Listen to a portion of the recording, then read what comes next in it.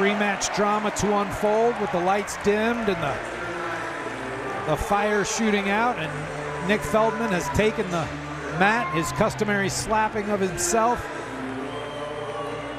There's no doubt, Dylan, you know, Gable Stevenson's just been dominant, right? Yeah. And Olympic champion, you really don't have to say much more than that. He's also a couple-time national champion. And so far this year, no match has gone the distance. He's either tech-falled or pinned his opponents. And I know Nick's going to be, he's not after any moral victory here, but I will say that if Nick gets out of here and cannot give up bonus points, I think, just being honest, I think Ohio State would look at that as a plus. This is not one of the matchups that we talked about right off the top, but it's certainly one that everybody here is excited for with Gable Steveson wrestling. And there's that, and you know, his leg attacks, it's like he's like a lightweight, and that's what's always been so amazing about the guy. He does standing back flips. His leg attacks are like he's a 141-pounder. And yet, you know, the guy's over 260 pounds. And so, but that's why he's the Olympic champion. Gold medal in Tokyo, back from a 3-year hiatus. And I know Minnesota definitely very, very happy to have him back in the fold. And good for Gable. He lived a little bit of life. He exposed, you know, made a run at the WWE. And as he was courted by them after the Olympics, he made a run at the NFL, even though he had never played football before. Sean McDermott, the head coach of the Buffalo Bills, knowing how special and that an athletic heavyweight wrestler might bring to the table as far as being a lineman. He had a shot up there. When he was released, he, you know, declared he knew that he had one more year of eligibility that could be salvaged, and he decided why not. And here we are wrestling him and Nick Feldman, and thus far we got a 3-1 match, and Feldman's holding his own thus far. Okay, obviously a takedown to an escape, but we know what Gable can do, and we just need to see how this one unfolds. But again, just like Shoemate, thus far it's early. I don't want to get in front of myself. Thus far, Feldman's been able to hold his own. And it sounds like you're giving too much credit, like, wow, we're only a minute and a half into things or 2 minutes into things. Gable Steveson ends matches prior to 2 minutes, so that's the only reason why it's appropriate to give anybody credit to be this far thus far. Steveson won by fall in his last match. He's on a 60-match winning streak, so yeah, pretty good. I've read about 60-match winning streaks. I've heard of, I never had one, not even close. Perfect 8-0 this season, and you can see with the guy, he's well built, he's big, but he's so nimble out there, so quick. It's just, it's a real spectacle to watch. It's something special. You know, you hear things like genetic freak, and sometimes that takes too much credit away from the wrestler. It's like, oh, it's all, he's worked real hard too. Yes, he was blessed with, you know, amazing athletic, you know, abilities, but he's also worked at them. And the finished product right here is, at least the product that's in front of us right now, I'm not saying it's finished, is has been quite a spectacle for some time. They had to go to work on Stevenson's headgear, so we're back ready to go with 53 seconds left in the first period. Minnesota. Man, what a snap down. What a snap down. And Nick was able to nicely get out of and nicely get out of the foot sweep. So Nick's here for a wrestling match. He knows what the odds are. He knows what people are predicting. And yet he's here, and then no sooner do I say that Gable gets in on a deep double. And let's see if Gable attempts some turns, or it looks like he's can't stay that perpendicular for too long. They want to see that you're attempting some turns. Steveson never wanted to stall, so I'm sure they knew that he would be working something soon, as he is right now. Looks like a claw ride as they go out of bounds. So as we walk that back in with 3 seconds left in this first period, Steveson on top with his 2 takedowns to 1 escape. Minnesota leads on the team scoreboard right now, 3-0. Remember, Salazar with that decision at 197 to get us started. He won with 1.8 seconds left and sudden victory.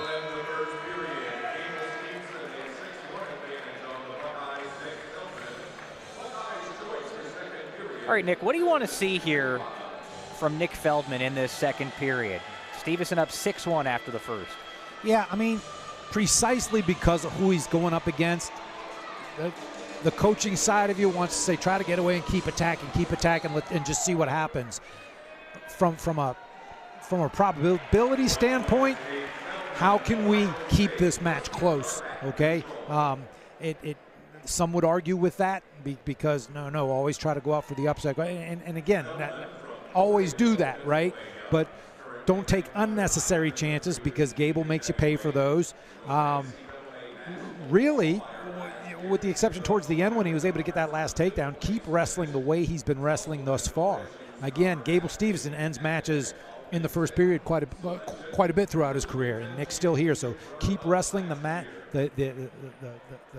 strategy and the mapped out plan that he had. Try to keep Gable, easier said than done. Try to keep Steveson, not giving him that opportunity for that blast double that he has. But again, we're talking about such a weapon, and he shows us why there with a.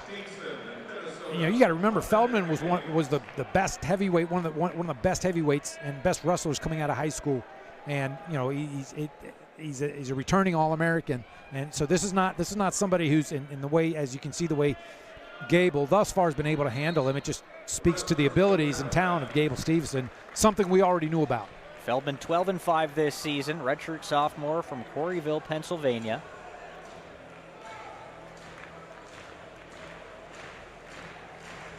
After that last takedown, Steveson leads it 9-2. So we've seen a couple of escapes here from Nick Feldman. Another opportunity here.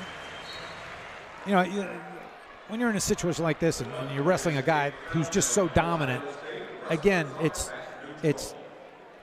can we keep this from being a tech fall? Can we keep this from, best case scenario, perhaps? Well, best case scenario is pulling off a huge upset, but can we perhaps prevent a major? And really the key there is don't take any unnecessary shots that are easy for Gable to turn into points for him. We already know he's good. Don't give him a whole lot of, you don't want to give a Gable Steveson any gifts. Collar tie on both of them, and brings us to the second period. Right now, obviously, it's down by 6. With the riding time, so, when the match ended, if the match were to end right now, it would be a 7-point loss. That'd be a mere decision. However, again, we've got the third period so far. He goes for a knee pick, and Feldman's able to quite athletically cartwheel out of that. It's easy to get lost in talking about Gable and all of his athletic talents because it's deserved. Unbelievable right there. Right. That was talking about how nimble Gable Steveson is. How about that one right there from Nick Feldman? And I really think those are the types of things that might be able to, prevent, that might be able to allow him to only get, a decision or a major. But no sooner do I say that Gable's able to capitalize and get 3 points on the spin around. So Steveson now up 9. And does it become a game of just trading 1 for 3? Because he knows, which is often a strategy. Hey, I can take this guy down. I'm confident of it. I've done it a few times already. Why waste time on top? He's been pretty tough. I haven't been able to turn him so far. So you just kick him out and trade for 3 for 1, 3 for 1, 3 for 1. Hopefully Nick Feldman has, for Buckeye fans' sake, they're hoping that Feldman's able to fend some of that off and perhaps lose, by most standards, by a respectable score. Again, it's the emphasis precisely because of who he's wrestling. Stevenson's headgear loose again. Some great top 10, Big Ten wrestling at Ohio State today. The Buckeyes come in ranked as the 4th best team in the country. Minnesota is 7th. Ohio State 12-1 coming into this one. Their only loss against Iowa, of course, a real power in this conference. On the other side, Minnesota enters 8-1.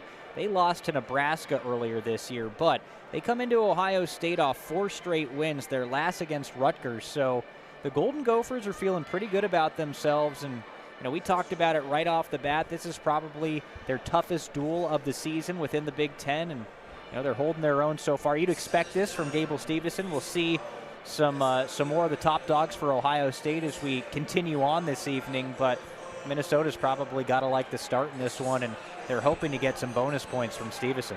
Yeah, and I was able to talk to Coach Ryan right after the Iowa match, and he wasn't pleased because he said, quite frankly, I think we're better. That said, and right now, oh, wow. Sometimes even getting in that deep on Steveson, with Steveson here in the crowd, can kind of get him a little more. He wants to show that doesn't happen on him without penalty. And I tell you what,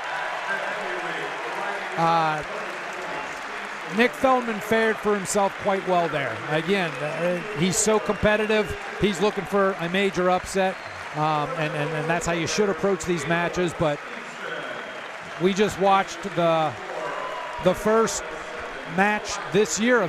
I'm telling Vance Vombaur, easy for me to say, to keep it close to where, if there's an opportunity at the end to win it with a takedown, do so. We know how good Jesse is. We know how dynamic he is. He's got the crowd behind him. We're in his backyard. So try to keep it as close as possible to where a takedown at the end can win it. What Brandon Eggum is saying to his team to try to ignite them, not too sure. It's not like they've wrestled poorly, but a couple of Ohio State guys have stepped up. But again, a real marquee match here. You got two All-Americans. You got two guys ranked in the top 8. Here we go. Vance Vombaur, 18-2 this year. Jesse Mendez, undefeated. #1 ranked wrestler at 141 pounds, defending NCAA champion, a 2-time All-American. Yeah, Jesse's obviously, there's not enough superlatives really. We know how good he is. National title speaks for itself. The guy just works hard. He loves the sport. I was able to talk with him last week, and we were talking about Sammy Sasso, and he said Sasso was one of the first people he met when he was brand new to campus. He was a brand new freshman here, and Sasso was one of the reasons that Jesse came here. He said he loved wrestling as much as I did, and I'd never met anybody like that. And he was one of the convincing factors for Jesse to come here. But yeah, got a national champion here. We've got a guy who's not backing off thus far. There's some aggressive hand fighting in there, but this is what we like to see. I'm going to pit my best up against your best, and let's see what happens.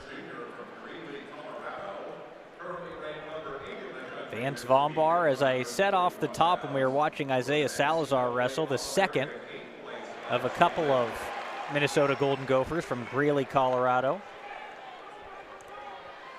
Vombaur seemingly for a second looking like he has the advantage there. Jesse's able to scramble out of that, but he is able to turn it into 3 points for the takedown, and quite frankly, that doesn't happen a ton to Jesse, and so that's definitely something, obviously, that the Minnesota side likes to see. The Minnesota coaching staff, Mendez able to get out, so we're back in the neutral position. The hand fighting in this has just been quite trying to just lobby and levy for an advantage through tough hand fighting.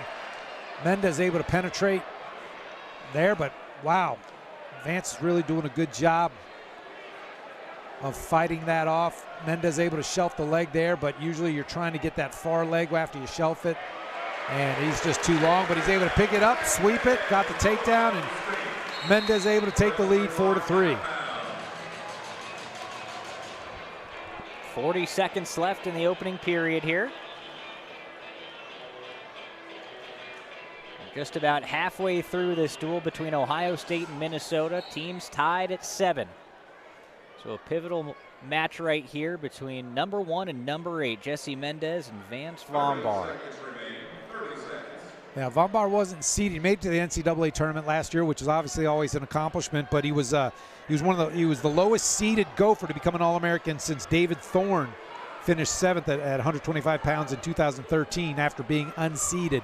And so what's supposed to happen on paper, I know we keep saying that, doesn't impress Vance at all. He's here for a battle. He's here for a wrestling match, and you know his performance at the Nationals last year kind of bespeaks that. But we're going to finish the first period all locked up at 4, and as we were talking, you know, right before this has to be. Coach Eggum has to really like this, because when you're going against a guy like Jesse Mendez, if you can stay within a takedown, then you're doing a pretty good job. If you have the opportunity to steal it, to win it at the end. Now again, we've got quite a bit of match left, but just to finish that first period at 4-4 bodes quite well for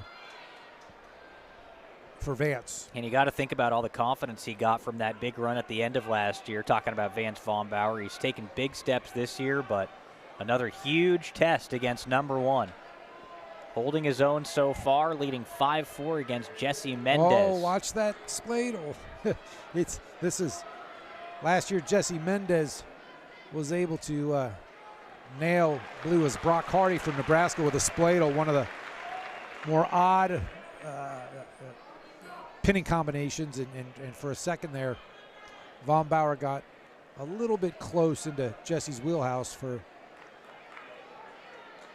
to fall victim to what Hardy had fallen victim to last year, but stayed out of it, on top with the escape lead, and really impressed with Vombaur in this match, particularly because of who he's wrestling.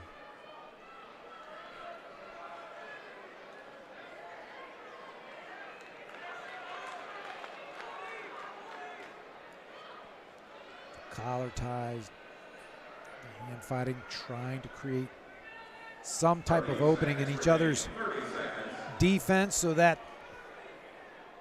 some type of offensive firepower through a shot is able to be executed. Vombaur in on Mendez's left leg. Mendez hitting a shin whizzer, it looks like. They go out of bounds. And back to the center. And we try it all over again. Vance Vombaur coming off a win against 13th ranked Joseph Oliveri of Rutgers. Then on the other side, you've got Jesse Mendez, who had a major decision in a victory over Sergio Lemley of Michigan, number 11. That's going to brings us to the end of the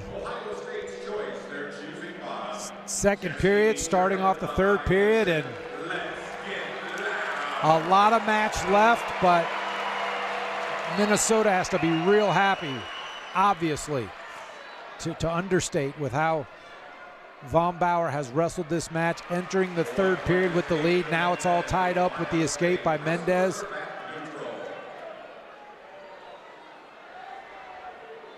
Seen some really tight matches so far, and of course another one here. Seen a couple go to that sudden victory. Of course, we just had that overtime win from Ben Davino.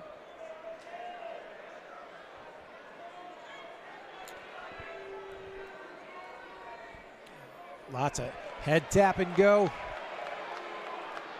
Quick distraction. And he's after the in on a somewhat of a double attempt, but Vombaur able to extend himself at a sprawl. Nothing there, and we're back up. It's been some of these matches have really been, you know, that which was expected has been, or hasn't really gone according to that plan. You know, the way that, again, Feldman, although he lost by Gable Steveson standards, it was a good fight put up by Feldman, not too surprisingly. And for Minnesota, Vance Vombaur is returning the favor, although the gulf and the gap between Mendez and Vombaur and Steveson and everybody isn't quite that large. But Mendez has not lost this season. Vance Vombaur doing good work against him here.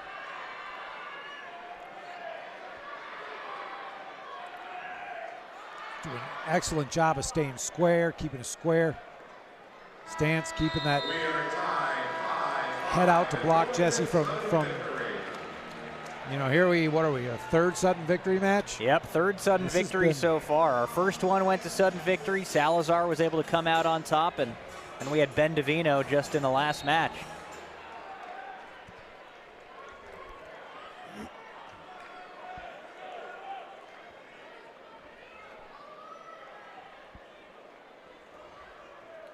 It's such a taxing, you know, if you remember even rolling around with a buddy out on the grass when you're in high school, just kind of play wrestling, how exhausted usually you got to go, hold on, and to go that hard for 7 minutes, and obviously these are highly trained athletes, but then to go into overtime, it's usually not the druthers of these guys, but their conditionings are, and that was a nice kick out right there by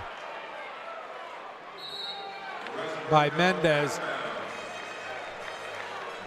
Almost limp legging out and able to dive out. And here we go again with 1:15 left. Mendez trying to maintain that undefeated record. Vance Vombaur looking for the upset. Yeah, such a chess match inside of all that hand fighting. You know, it kind of looks so similar to the untrained eye, but there's a lot going on in trying to create. Now Vombaur once again in on a shot, and Jesse's so good at stuffing the head, turning the corner. Oh, trying to get a little exposure there. Steps over there, and now he's just trying to elevate Jesse's legs. Such a back and forth. And again, he's able to roll him over, and he's able to trap his. Nope, he wasn't. So Jesse's just going to stay there with heavy hips. Attempt to keep Vombaur's head stuffed. There he goes. Vombaur's going to try to finish the single leg there, and Jesse's able to scoot out. Got 5 seconds left. I think both gentlemen are probably going to have an unspoken agreement. Let's go to this next. All right, another match going to overtime here. So Ohio State win the last one. It was Ben Divino. Yeah. And, you know, no matter what happens, this is a match that's going to be talked about. You know, if Vombaur obviously pulls off the upset, that's somebody beating the returning national champion. If Mendez, you know, comes out, both look good for Vombaur. If Mendez is able to win this match, however he does it, the fact that Vombaur just hung in so tough and to the degree that he did is people are going to take notice. I wouldn't be surprised to watch Vombaur rise in the rankings this week precisely because of how he's been able to wrestle Jesse to the very, very end here. Mendez gets the escape. He gets that point. Vombaur in on a leg attack, but Jesse able to fend it off.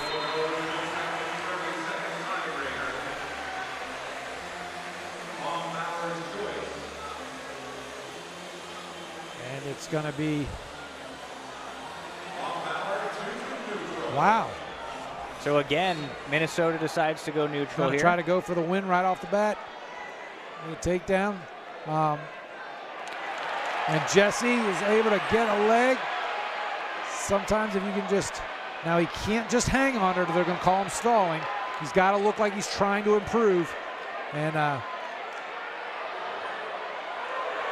whoa. If he was able to catch that second leg, that would have been a takedown for Vombaur. And Jesse able to, at the last second, just to scoot that out. 4 seconds remaining. Jesse's not going to take a whole lot of chances here. Just got to keep him at bay. And that was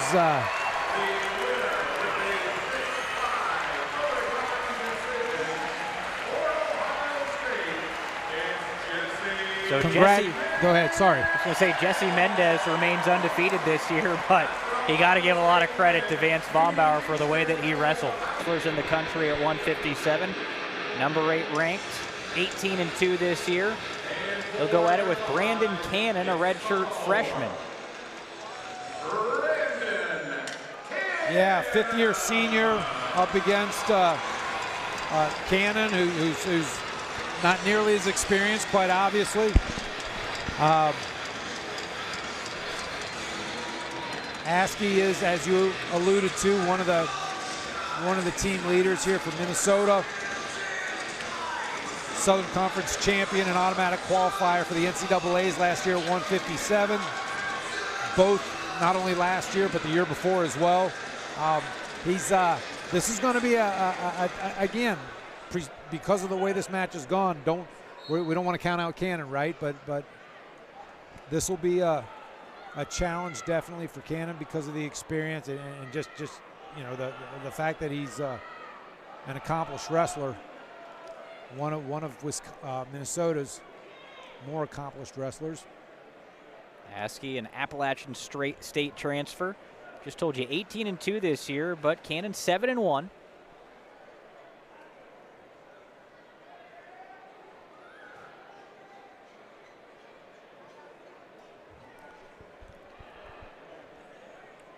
was able to watch Askey's win over Cameron Catrabone of Michigan.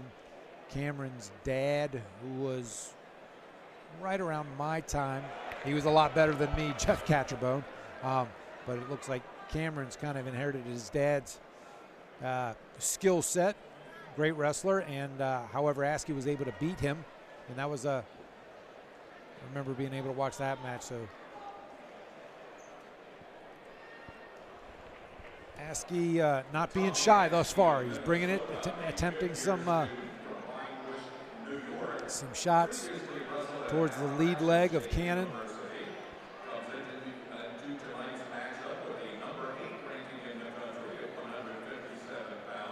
And this hand fighting, the match inside the match, constantly the pounding, move him out of position. Perhaps I'll create an opening in which I'm able to go after a high percentage shot.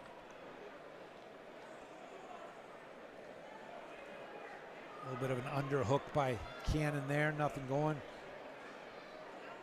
Somewhat of a half-hearted shot there.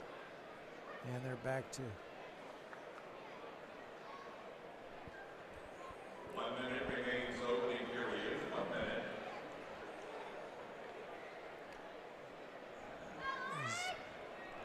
It's a popular, you know, maybe about 15 years ago you started seeing a lot of these guys go down on all fours or even to one really, really low.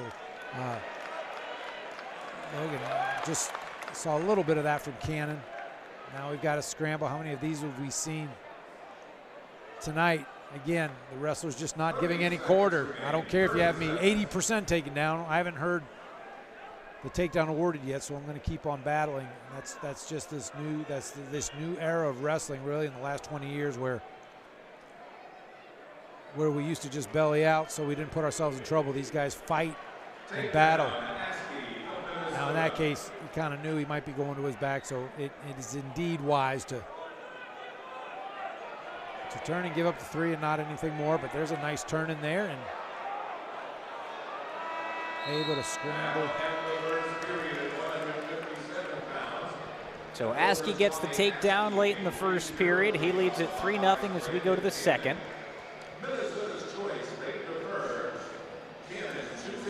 And keep in mind, as we kind of alluded to, this is a freshman wrestling the 8th ranked guy in the country right now. So to the degree that Cannon can keep things relatively close, that's going to work into his advantage as the match wanes down. Nice mat return.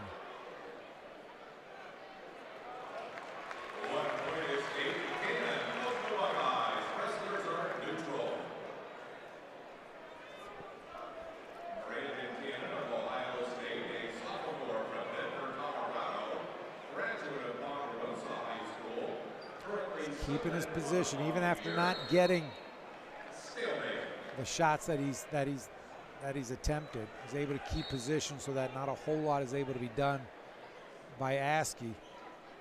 So far this year, Cannon has been champion at the Cleveland State Open. Keeps trying to dig that right-handed underhook, and now he's in deep on his shot. He had it. Oh. Askey able to defend that, break the hold, break the lock on his leg. 1 minute remains, second period, 1 minute. Really impressed with how these, with a lot of these younger guys have been able to wrestle some of the more experienced ones. Obviously there, Askey's experience helped him there because he got in deep on a double and another shot, but now Cannon, even after getting taken down, continues to fight, almost pulled off a reversal there and put Askey in some trouble. Askey's experience showing here, so he's going to give up one and not two. Wrestlers are neutral. 30 seconds remain in the period. Not getting too nervous or scramble-minded. He's just able to give up one, not two. Okay, let's start this all over again. That's the craftiness that experience can give you.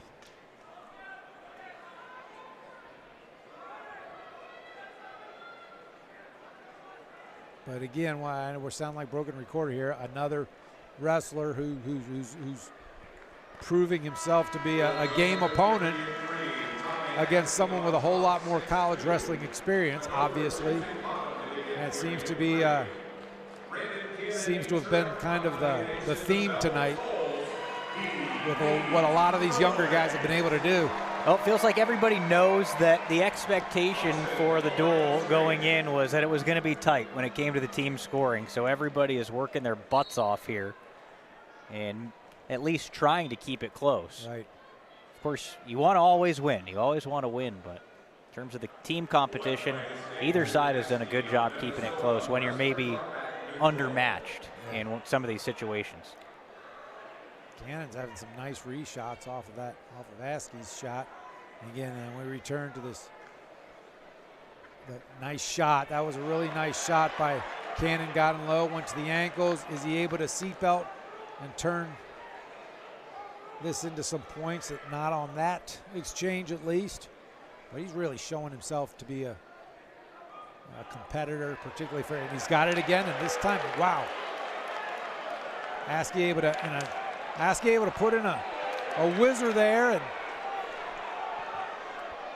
Cannon, it appeared that he had limp-armed out, but then right away Askey, in his craftiness and his experience, is able to still hold off the takedown, at least thus far. And now he positions himself a whole lot better. Askey does, that is. Well, the way that Askey is defended here has been quite impressive, because you think of how many almost takedowns Cannon has had here that have all been fought off. He doesn't have a takedown yet. He could have, what, 2 or 3 so far? No, for sure. But again, and it's a credit. The fact that he's had to fight that many off is a credit to Cannon and how many he's attempting. His eyes aren't too big that, wow, I'm wrestling, a guy who's ranked 8th. And again, as I said at the beginning of the broadcast, it's sometimes we can get a little timid, and we don't just let things flow, and that's always to our detriment when we're out on the mat. And that's not the case with Cannon.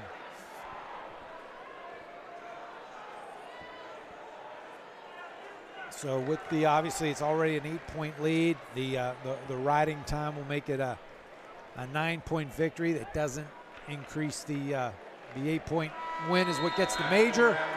14 points for Minnesota. And Buckeye fans have much to be excited about. By the way, Mr. Cannon represented himself against just a good wrestler in Tommy Askey. Yep, really quality performance right there from Askey.